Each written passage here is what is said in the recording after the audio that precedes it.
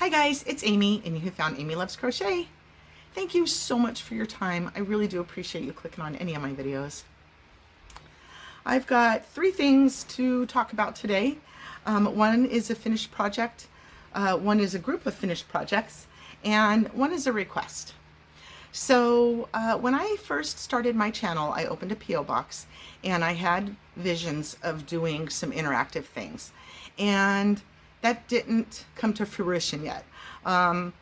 What I really want, and I think that it's a little bit easier for me to ask this now because we've been doing this for over 2 years now, and I'm feeling a whole lot more comfortable with you all than I was in the very beginning. But I really, really, really want for my own self a blanket made up of granny squares that you all have made. I really love to put pieces together, whether it's hexagons or squares.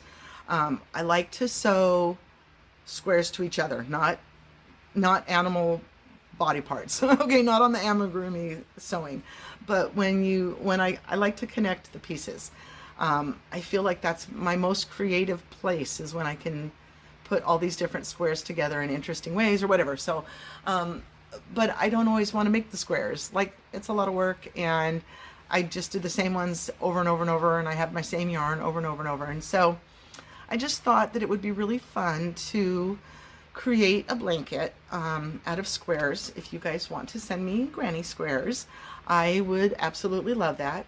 And depending on how many come in, not only would I like to make a blanket for myself, whether it starts out as a lap blanket or if there is enough for a full, bed-sized blanket, that would be my goal.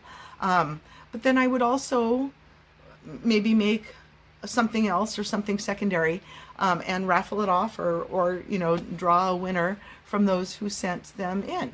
So my P.O. box is going to be listed down in the description box, and if you would like to send me a granny square, please do so by September 1st. And then I will put them all together. I'll show you guys. If anybody sends them to me, then I'll create videos to show you what you guys are sending to me, and then obviously my finished project. And again, if there's enough, I would love to make up more than one blanket. Draw a winner back of from the people who donated the squares. If you'd like to be a recipient of that, if there's an extra blanket in there. It's still just all kind of bubbling around in my head. I don't know how many squares will come out of it and things like that. So leave me comments, if you will, how you feel to participate in that. If you'd like to send me one, again, my P.O. box is going to be down in the description box. And it would warm my heart very, very much. Like, no matter whatever happened of my channel, I would always have that blanket to remind me of you guys. So I would love for that to happen.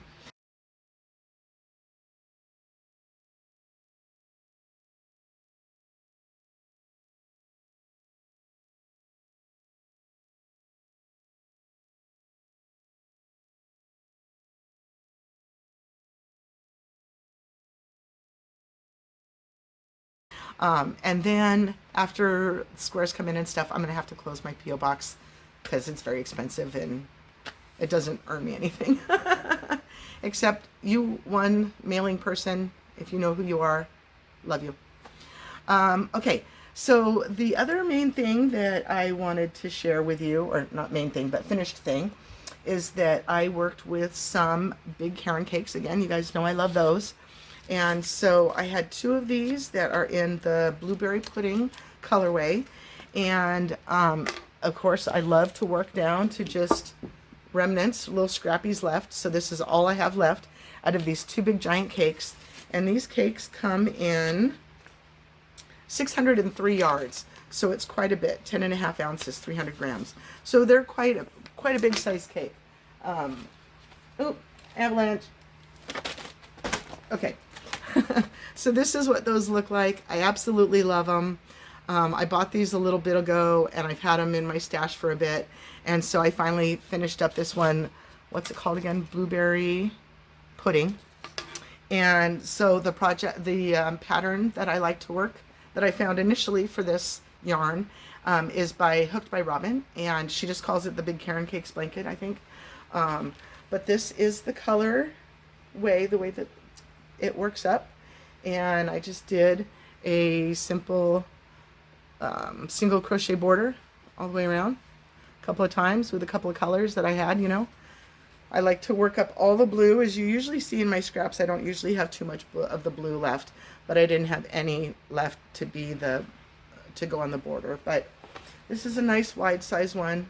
Almost, I'll put the measurements up. I always forget to measure it before I do my video, but it's a good size lap blanket. So like it's touching my feet now and it's completely covering my waist.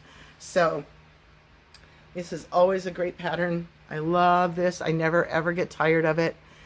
This is one that I had sitting by my bedside. And then I told you guys I've been getting a little bit busier with other things. I've been, you know, I was so focused on doing so much crocheting and like if you don't want to do anything else in life but crochet, everything else gets kicked to the side. So I'm trying to balance things out in life a little bit more and hang out with my husband a little bit more and do some other non-crocheting things with him. So not getting to do as many new types of projects because it takes a little bit of, you know, thought process and research and focus to make sure you're getting your stitches right. But with this project, I always know, I don't know if that one was one. I always know that I can just run with it and not even think twice. So love, love, love that pattern. I don't know what I would have done with my crochet life had I not ever found Hooked by Robin, because I just love it. Okay, so on to the main event, the main thing that I wanted to share in this video. Slow crochet. Hi Mary. I found your pattern about meeting with a dean, meet with a dean, and I did a couple projects in that. I wanted to use the Sugarwheel yarn that I have from Yarn Bee. These are from the Hobby Lobby stores, and I've got them all on the clearance. So this one is called From the Garden, and it's got that blue, the pink, the yellow, and the green in there. And then this one is called Mahogany Bliss, and it's got kind of like a rusty color and a brown, and these are two different grays slightly, and the blue. And then this other one is called Honey Bunny Bun, and this one I had a little bit longer. I had this one, I think, from the previous year before I bought those ones. But then it's got the two different grays, the yellow and the green. I really liked that one. So, whoops. Okay, so Mary's project, so she made a scarf with it, and I really, really liked it in the color that she made, and I thought it would be really good to go with this yarn. So if I'm not mistaken, where's my notes? Yes. So Mary's project, she used Wool Ease and she used a J-hook. Now I made a couple of changes, and which one did I do first? I did that one first. Okay, so as Mary goes through the pattern, you know, you can do something different. Everybody does something a little bit different on your chain 3 to go up to the next row, whether for a double crochet, whether you do a chain 3, whether you do a standing double crochet, whether you do a single crochet and then a chain. Some people do that to equal up a double crochet. What I did on this pattern, so this is my scarf, and this is with From the Garden, and I just worked with what I had. I did color control because I when it changed over, like it did blah, blah, blah, sorry about that. When the color is changing over, it pretty much changed at the row. You can't really see that those few single crochets are in the yellow before the yellow starts. When I got to the next place, the same sort of thing happened. The yellow and the green changed up right kind of at the edge. So I'm not going to mess with color controlling that. But then I got to a point where I think it's between the green and the blue. Yes, between the green and the blue is this pink, right? Well, as you can see on these two scraps, the pink can be quite different from each other. And the cake that I was working on had this sort of ugly pink, this one here. I did not like that color at all. I like the brighter pink, obviously. This one looks muted, or like colors bled through to it. So I cut that out completely. I didn't like the way that that looked in there. And so that is the only, that's when I color controlled for here. And then did I do it again? Yes, I did it again because I think I had like 3 of these that were blue. So I decided to just go ahead and frog that back, cut it out, end it on the gray so that the gray and the gray are on the ends. I really liked the way when your ends match each other, you know, the gray and the gray. So this gave a good color example of the way that the skein would play out, with the exception of that pink in there. So the next thing that I did was I thought, well, why don't I make a matching hat to go with that? So that one I did in the J-hook as Mary did. And then I decided to try that pattern in a hat. So I did this in a 5.5 millimeter hook.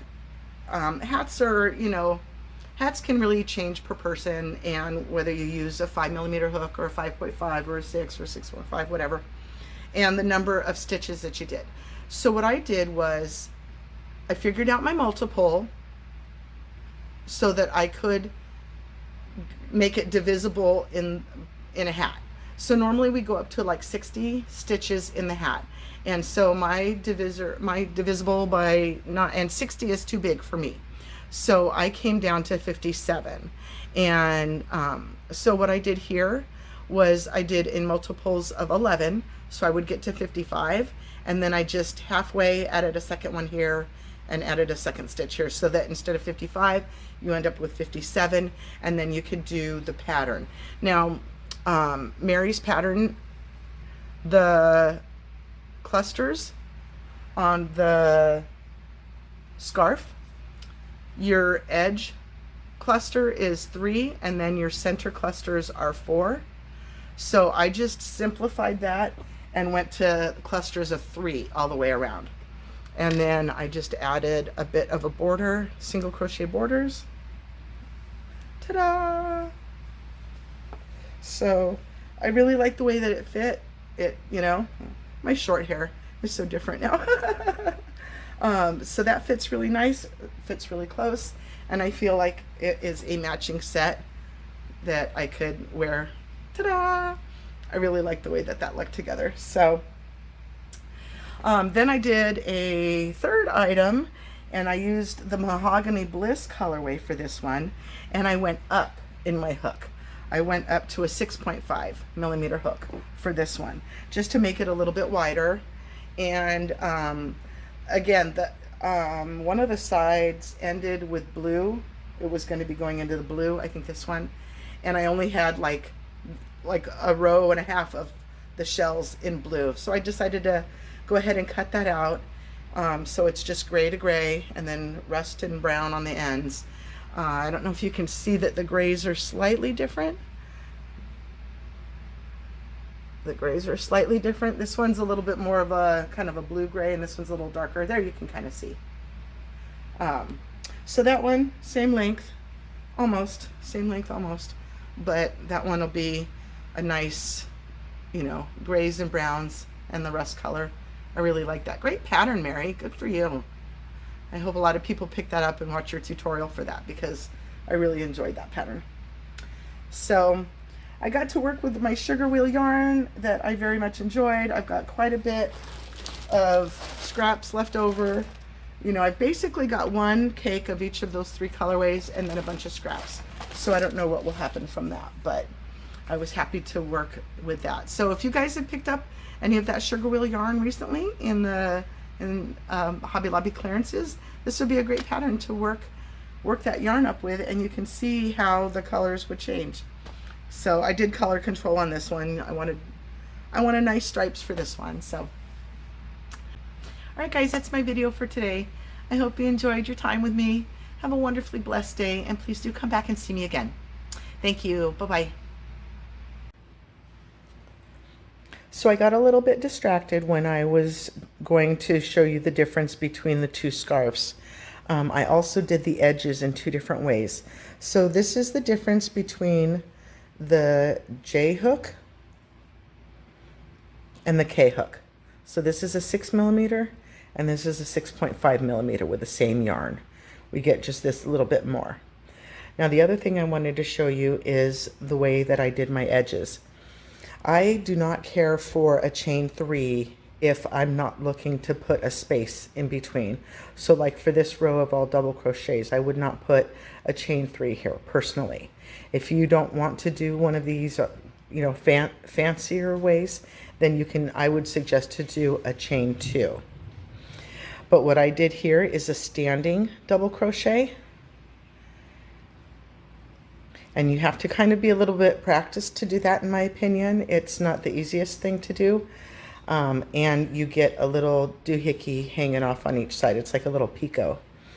And this is what it looks like. I think it looks close to a double crochet, so I'm happy with the way that it looks like that. The other way that I like to try to do them is to do a single crochet on top of a single crochet. So for example, here you can see that this is a single crochet. And then I've just done a single crochet into that top loop. So can you see it any better on this one? It does give another little bumpy to the side like that. A little bit different than this one. So this is, some people do a single crochet with a chain 1 on top.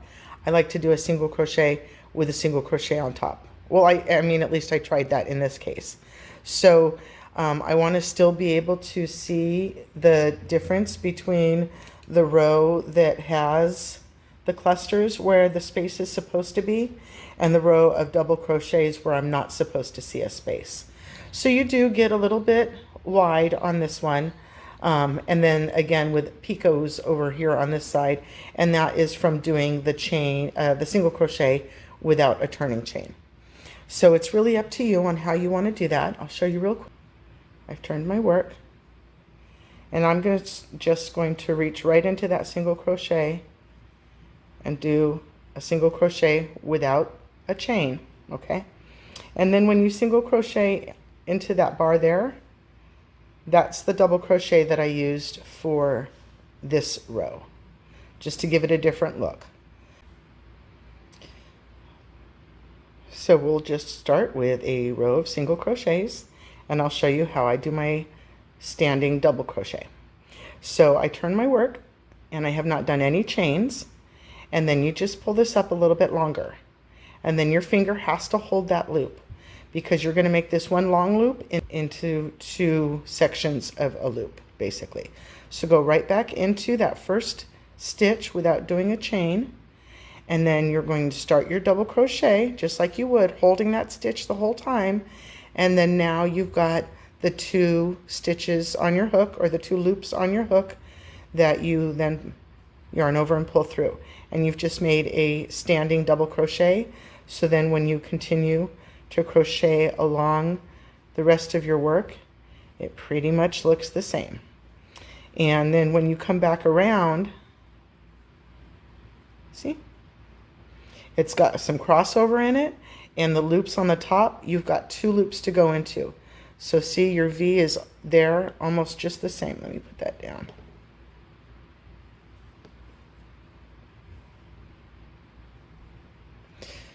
So when you're working back along this side, when you come back along this side, you can see here's your first loop of your V, and then here's your second. So it's easy to, it's easiest if you put a stitch marker in there to begin with.